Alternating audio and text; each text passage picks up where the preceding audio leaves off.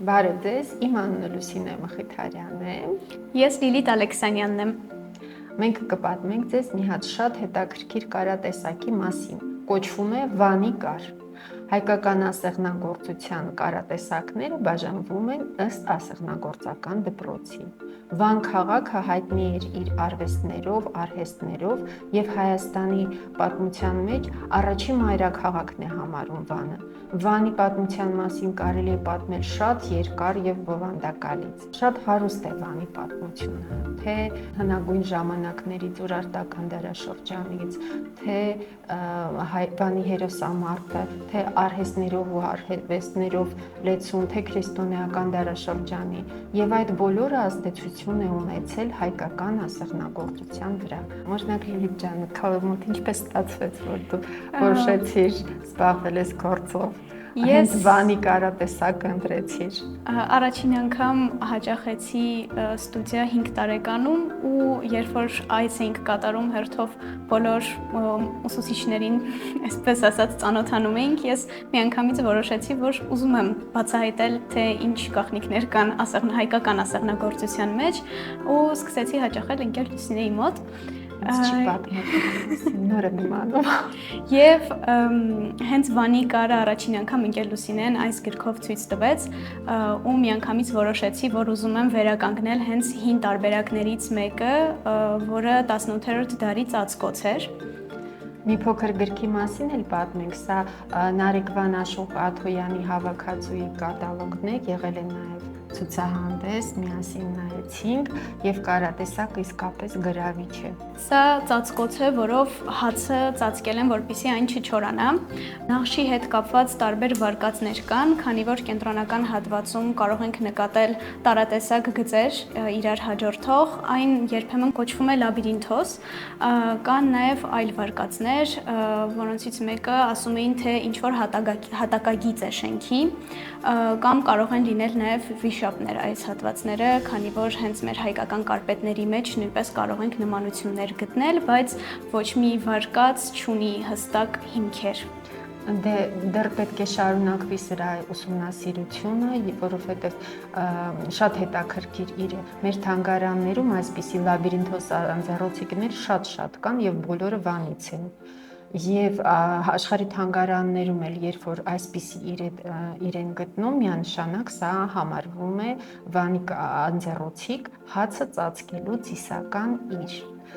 Այս կարատեսակը երկկողմանի է։ Հիմա պետք է խնդրեմ Լիլիթին, որ ինքը պատմի, թե ինչից է սկսվում, ինչպես է գործվում, ինչ կտորների, ինչ ձևով է գործվում։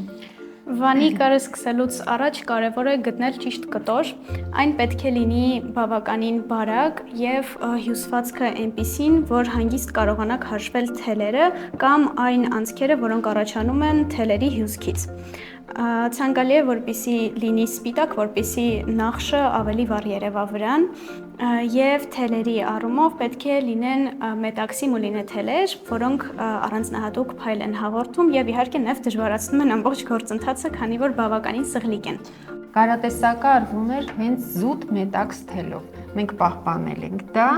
եւ կտորի վրա առանձնապես ինչ որ նշաններ, գծագրեր չեն արվում, այլ մինչ ասեղնագործությունը սկսելը կարելի է գծագրել թղթի վրա, որպեսզի ամեն ինչ ավելի հեշտ լինի ու ավելի պարզ։ Հասարակ վանդակավոր թղթի վրա հաշվարկով գծում ենք նախշերը, իմ դեպքում կրկնօրինակելով հենց գրքի նախշերը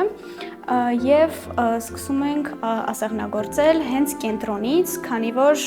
ամեն ինչ սկսվում է կենտրոնից, կարը ինքն իրեն հուշում է, որ այդպես պետք է լինի։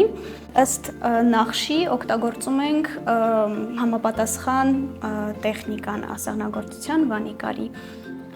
Եվ այստեղ կարող ենք տեսնել, որ նախշերի մի մասը ոգեշնչված են բուսականությունից, հենց ծաղիկների տեսքով նախշեր կան, այստեղ նույնպես ծաղիկներ են, հենց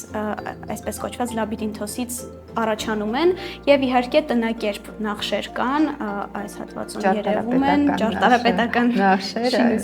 շինությունների տեսքով ու Վանի կարի դեպքում ոչ թե կարն ենք հարմարացնում նախշին, այլ հակառակը նախշն է հարմարվում կարին եւ ընդունում է համապատասխան ձև, որը հարմար է հաշվարկի եւ ասեղնագործելու համար։ Դուք պետք է տեսնեք եւ կտորի շիտակ կողմից ինչ է կատարվում եւ կտորի հակառակ կողմից ինչ է կատարվում։ Լիլիթ ջան, դու սկսի փորձենք բացատրել, թե ինչ է կատարվում։ Միաժամանակ պետք է հաշվել թելերի քանակը կտորի վրա եւ ուղղությունները տարբեր ձևով են տարվում։ Հիմա ինչքան հնարավոր է մոտիկ ցույց տանք ասեղը եւ կոտիկը, հիշեք, որ այսա կոչվում է կոտիկ հայերեն։ Հաշվարկը իրականացվում է հետևյալ կերպ. 3 վանդակ դեպի աջ, վանդակ ասելով ի նկատի ունեմ թելերի հյուսվածքի արդյունքում առաջացած անցքերը։ Այստեղ մեկ առաջինը նա է, որտեղից թելը դուրս է եկել, 2 եւ մտնում ենք երրորդի մեջ։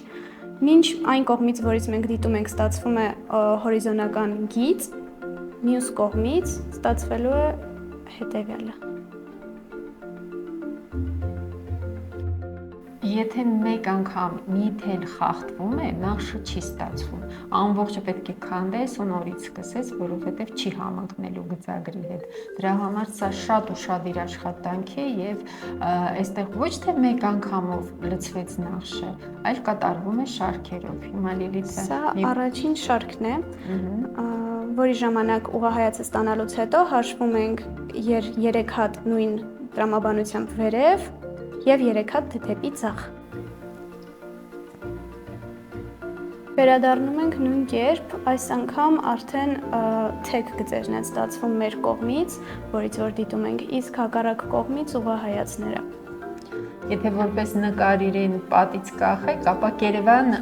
միայն մեկ կողմը, խնդրում եմ մի հատ ցույց տուր, որ ինքը բացարձակ նույնն է երկու կողմից, այսինքն պետք է տեսնեք դարձ երեսը։ Կարատեսակը անպայման արվում է լավ ձգված կտորի վրա։ Այս կարատեսակ ուրիշ ձևով հնարավոր չի անել եւ լրացուցիչ զարդարանքներ էլ ունի։ Այստեղ կողքից թելքաշ է արվում, որի ժամանակ կտրվում եւ հանում են որոշակի քանակի հորիզոնական գծեր կտորի եւ այլ թելով սկսում ենք անցնել նույն կարպետի տեխնիկան է, բայց բարակ թելով եւ կտորի վրա։ Կարծում եմ դուք արդեն հասկացաք, որ շատ բարդ կարատեսակ է, ես խնդրեցի, որ նաեւ այս կողմից ցույց տաք, որ բացարձակ նույնն է ամբողջությամբ։ Կարատեսակը շատ բարդ է եւ այն մարդիկ, ովքեր որ ցանկություն կունենալ զբաղվել, անհրաժեշտ է լինելու մեծ համբերություն եւ շատ ժամանակ։ Ցանկության դեպքում դա հնարավոր է գտնել, անհնարին չկա, կարևորը շատ մեծ ցանկություն ունենաք։ Մենք ունենք այդ ցանկությունը։ Շնորհակալություն։